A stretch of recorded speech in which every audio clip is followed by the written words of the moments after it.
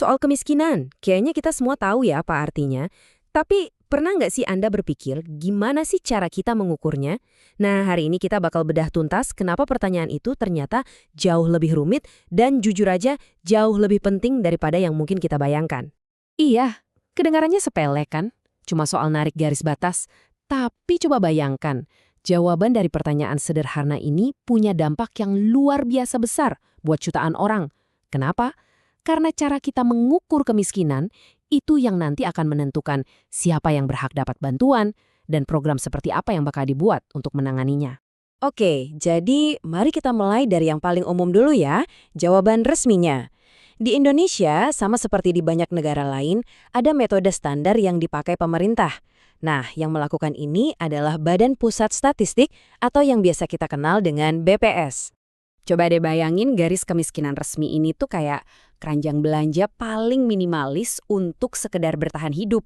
Intinya, menurut BPS, orang miskin itu adalah mereka yang secara ekonomi nggak mampu memenuhi kebutuhan paling pokok.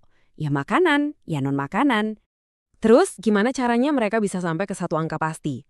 Prosesnya itu, kira-kira ada 4 langkah utama. Jadi, pertama, mereka nentuin dulu kelompok penduduk acuannya.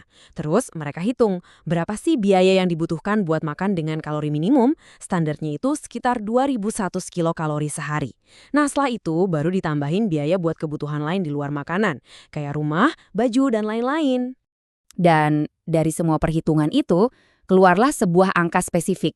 Sebagai contoh nih, pada Maret 2019, angkanya itu sekitar Rp425.000 per orang per bulan. Nah, angka inilah yang jadi garis batas resmi. Di bawah angka itu, Anda dianggap miskin. Di atasnya, dianggap tidak miskin. Oke, tapi coba kita renungkan sejenak. Apa iya, hidup dengan uang yang cuma cukup buat makan pas-pasan dan punya tempat tinggal seadanya itu bisa kita sebut sebagai hidup yang layak? Apakah sekedar survive itu sudah cukup? Nah, pertanyaan-pertanyaan kritis inilah yang akhirnya mendorong para ahli untuk berpikir lebih luas. Nggak cuma soal uang, mereka mulai sadar kalau kemiskinan itu ternyata jauh lebih kompleks. Bukan cuma satu dimensi, tapi multidimensi. Salah satu alat ukur yang paling terkenal untuk ini adalah Indeks Kemiskinan Multidimensional atau MPI yang dipakai sama PBB. Jadi, daripada cuma fokus ke pendapatan, MPI ini melihat 3 aspek penting dalam hidup: kesehatan, pendidikan, dan standar hidup. Ini tuh mencakup hal-hal yang sangat mendasar loh, kayak akses air bersih, listrik, sampai gizi yang layak. Sekarang kita geser sedikit ke perspektif lain, perspektif yang mengubah total tujuannya. Bukan lagi sekedar bertahan hidup, tapi mencapai kecukupan. Dan kerangka ini sumbernya dari ajaran Islam. Jadi dalam ajaran Islam, miskin itu bukan cuma soal nggak punya harta, tapi lebih dalam dari itu, yaitu nggak punya sarana untuk bisa hidup dengan cukup dan bermartabat. Ini adalah pergeseran cara pandang yang fundamental banget. Dari filosofi inilah lahir sebuah konsep pengukuran yang namanya had kifayah.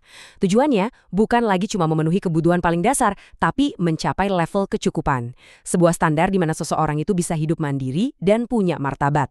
Biar gampang, bayangin aja ada 2 lantai. Lantai paling bawah itu garis kemiskinan dari pemerintah, level untuk bertahan hidup. Tapi di atasnya ada had kifayah, yaitu garis kecukupan. Jadi tujuannya bukan cuma ngeluarin orang dari lantai bawah, tapi ngangkat mereka ke standar yang lebih tinggi ini. Perbedaan paling mencoloknya kelihatan banget waktu kita bedah komponennya. Had kifayah ini secara tegas memasukkan dimensi kebutuhan spiritual atau ibadah. Nah, ini adalah sesuatu yang sangat sekali nggak diperhitungkan dalam ukuran resmi BPS. Nah, ini poin pentingnya. Garis kecukupan ini angkanya jauh lebih tinggi. Kalau kita lihat data tahun 2018, nilainya itu hampir 2 kali lipat dari garis kemiskinan resmi. Ini kan menunjukkan standar hidup yang dituju itu beda banget. Oke, dari gagasan soal kesejahteraan material dan spiritual tadi, ada lagi nih model yang membawanya selangkah lebih jauh. Model ini memetakan keduanya secara terpisah. Namanya model Chibest. Jadi, apa yang dilakukan model Chibest ini unik banget. Dia itu bikin semacam peta kesejahteraan pakai 4 kuadran. Setiap keluarga atau rumah tangga dipetakan berdasarkan 2 sumbu. Apakah mereka di atas atau di bawah garis kemiskinan material, dan apakah mereka di atas atau di bawah garis kemiskinan spiritual. Jadinya ada 4 kemungkinan kondisi. Mari kita mulai dari kuadran pertama, yang di pojok kanan atas. Di sini isinya adalah kelompok yang benar-benar sejahtera. Artinya, mereka cukup secara materi dan juga terpenuhi secara spiritual. Nah, menurut model ini, inilah kondisi ideal yang mau dicapai. Lalu, kalau kita geser ke kiri atas, kita ketemu kelompok yang miskin secara material. Orang-orang di sini mungkin imannya kuat, kehidupan spiritualnya kaya, tapi mereka kekurangan sumber daya finansial buat memenuhi kebutuhan sehari-hari. Nah, kebalikannya ada di kanan bawah. Di sini adalah mereka yang miskin secara spiritual. Secara materi sih mereka mungkin aman, bahkan bisa jadi kaya raya, tapi mereka merasa ada kekosongan batin, gak ada kepuasan spiritual. Dan yang terakhir, di pojok kiri bawah, inilah yang disebut kemiskinan absolut. Kondisi di mana seseorang atau keluarga itu kekurangan dari dua sisi, baik material maupun spiritual. Dalam model ini, kondisi inilah yang dianggap paling rentan. Oke, kita sudah lihat beberapa cara pandang, beberapa model yang berbeda. Pertanyaan besarnya sekarang, jadi kenapa semua ini penting? Apa sih gunanya di dunia nyata? Jawabannya sebenarnya cukup sederhana, karena cara kita mengukur kemiskinan itu akan sangat menentukan cara kita mengatasinya. Definisi yang kita pakai itu yang bakal nentuin siapa yang jadi prioritas dan solusi apa yang bakal kita rancang. Dan disinilah letak kuncinya. Kalau kita cuma pakai satu angka sederhana kayak garis kemiskinan BPS, solusinya ya mungkin sederhana juga, misalnya bantuan langsung tunai. Tapi, kalau kita pakai cara pandang yang lebih utuh, yang lebih manusiawi seperti had kifayah atau model Cibes, maka solusinya pun harus lebih holistik. Nggak cuma ngurusin uang, tapi juga pendidikan, kesehatan, bahkan kesejahteraan spiritualnya.